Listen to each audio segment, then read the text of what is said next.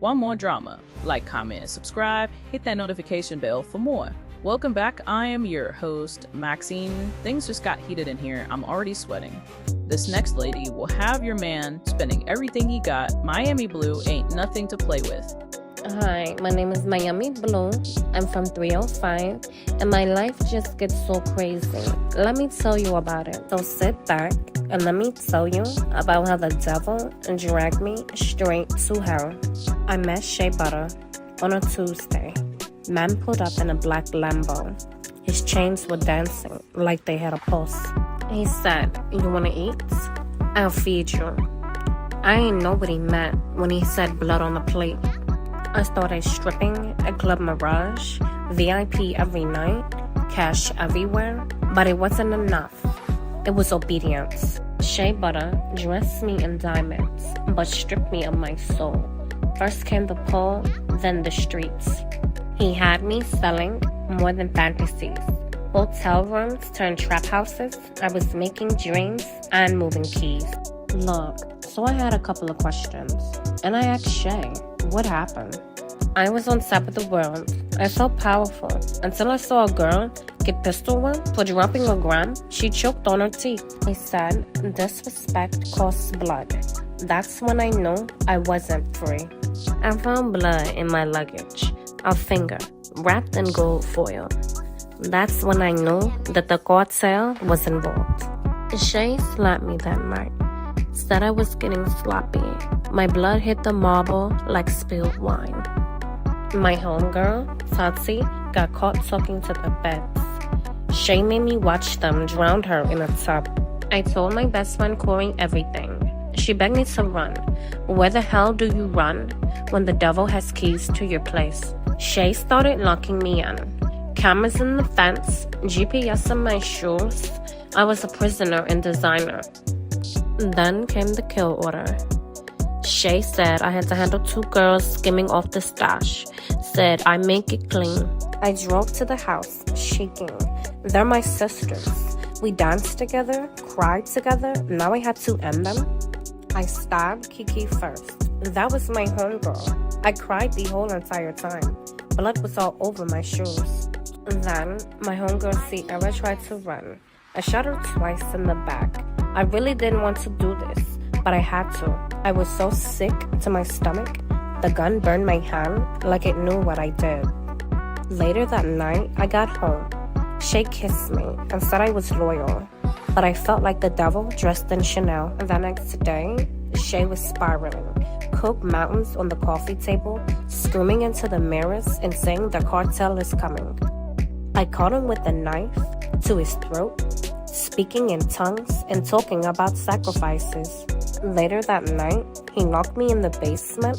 I had no food or water. Sometimes, I can hear him laughing upstairs. Other times, just footsteps, just silence. He opened the door and threw some chicken down and said, "Eat up, baby. The cartel is coming tomorrow." I knew what that meant. I was a loose end, and loose ends get buried. But my friend Corey, she found me. She kicked the door in with 2 dudes with a bat. I was skin and bones, but I remember looking up at Corey, whispering, "You found me." Shea tried to run. Corey shot him in the back. That's when Corey said, "You thought you got my bitch?" That's when I knew that Shea already snitched to the cartel. My face looked so shocked. I'm packing the next night, and boom, the door kicks in. 3 men walk in and said, "Are you blue?" Next thing I know, they put a bag over my head, drag my body out, and everything goes black. I wake up with duct tape over my mouth. My hands were zip tied, and it was really cold. We were driving for hours, no talking. All I heard was creepy music in the background on repeat. We get to the warehouse. They put me in a chair. Then I hear the cartel boss say, "Are you Shea's girl?" I never said a word. He slapped me. I saw my whole childhood flash before my eyes. They waterboard me, take the bag off of my head, and then shove photos in my face of dead girls in a trunk. Then they brought out a pipe. Said if I didn't confess to Shea's stash, I'll be dead next. So I lied. I told them that it was in a condo in Brick Hill. I needed time to think. And they tied me up for 2 days. I started to hallucinate. I was out of my mind. One night, one of the guards snuck me a mango juice. He said, "You remind me of my sister." I used the metal tab from the juice box. It took me 2 hours to cut my zip ties, but I didn't. Then I grabbed the brick from the wall and hid it under my mattress. That's when the cartel boss came in, started ranting about betrayal. I didn't hear it. I smacked him upside the head with the brick. He fell to the ground. I took his gun from his waist. My hands were shaking so bad that I dropped it. And then he lunged at me. I pulled the trigger. I shot him straight through the neck. He was bleeding everywhere. Then I stood over him, blood dripping.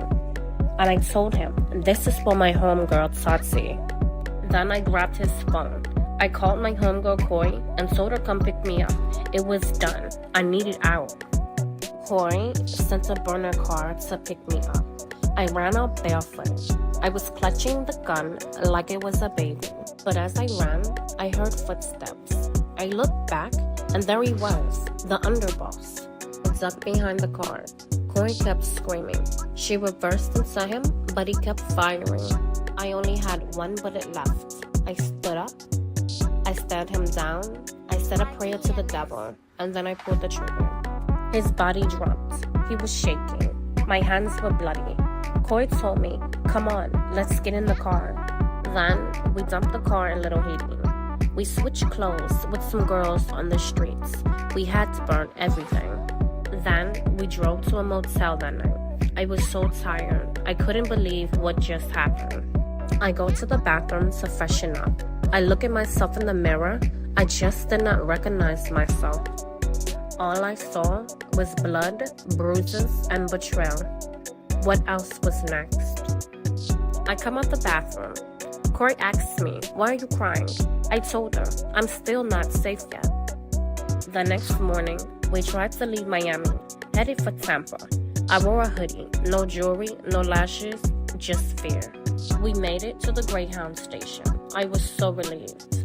I looked and I said, "Freedom." Corey grabbed my arm. My stomach fell in my ass. I tried to turn around, but the entrance was blocked. The bathroom was blocked. Everything was blocked. I didn't know what to do. And then one looked straight at me, looked and said, "We acquired our target. Take down." And then I hear, "Miami Blue, put your hands up where we can see them." I know you guys want more of Miami Blue's cautionary love tale, so stay tuned for the next episode because it's all fun and games until you're in the driver's seat.